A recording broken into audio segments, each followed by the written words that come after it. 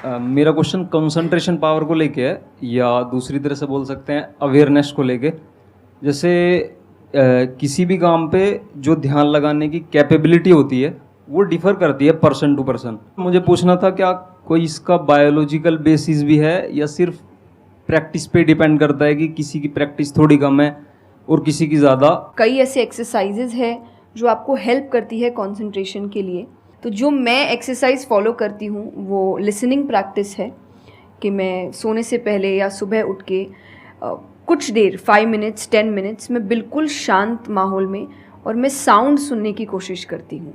और ऐसा माना जाता है कि जिस दिन आपको 5 से ज़्यादा साउंड सुनने लग जाएं, और 5 का मतलब हुआ कि ऐसा नहीं कि आपके घर में टीवी और मिक्सी और सब चल रहा है तो आप कहे कि अरे भाई 5 साउंड सुनाई दे दिए, नहीं। जब शांति हो तो वो एक बहुत अच्छी प्रैक्टिस है जो आपके दिमाग को हेल्प करती है किसी एक चीज़ पर ध्यान लगाने के लिए। तो आप ऐसे कंसंट्रेशन पावर के एक्सरसाइजेज होती कर सकते हैं, और जो मैं करती हूँ मैंने आपको बताया, मैं रोज़ करती हूँ। अभी तक मैं 3 से आगे बढ़ी नहीं हूँ, लेकिन आई होप जल्दी 5 आवाज़ों से ज़्यादा सुनाई देने लग जाए।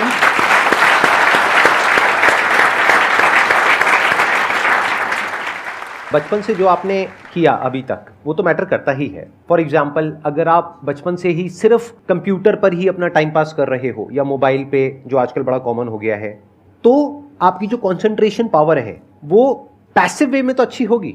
यानी कि अगर कोई कंटेंट है उसको आप कंज्यूम कर रहे हो तब तो आपका माइंड वहां पर लग जाएगा, लेकिन जब खुद ध्यान लगाने की बारी आएगी तो आप नहीं लगा पाओगे।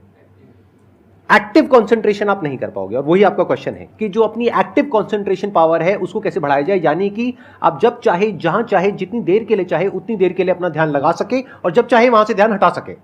इसी को कहेंगे ना कि एक्चुअल में आपका जो ध्यान है वो आपके कंट्रोल में है। नहीं तो इतना कुछ है इस दुनिया में, वो तो सब खींचने के लिए तैयार बैठे हैं आपके ध्यान को, आपकी अटेंशन को। अगर फाइनेंशियली बात करी जाए तो आज की डेट में सबसे ज्यादा जो वैल्यू है वो आपकी अटेंशन की है। जितनी भी कंपनीज हैं उनके लिए सबसे इंपॉर्टेंट है आपकी अटेंशन। अगर आपकी अटेंशन आपके हाथ से निकल जाती है और उनके हाथ में चली जाती है तो वो हो जाएगा जो वो चाहते हैं, यानी उनको प्रॉफिट हो जाएगा, आपको नुकसान होता है हो जाए। तो अब सवाल उठता है उसको कैसे बढ़ाया जाए। चेस बहुत अच्छा तरीका है उसको बढ़ाने का। स्पोर्ट्स से आपकी कंसंट्रेशन पावर बढ़ती है। जैसे मुझे बैडमिंटन बहुत पसंद है, तो बैडमिंटन में सारा ध्यान कहां पर होता है?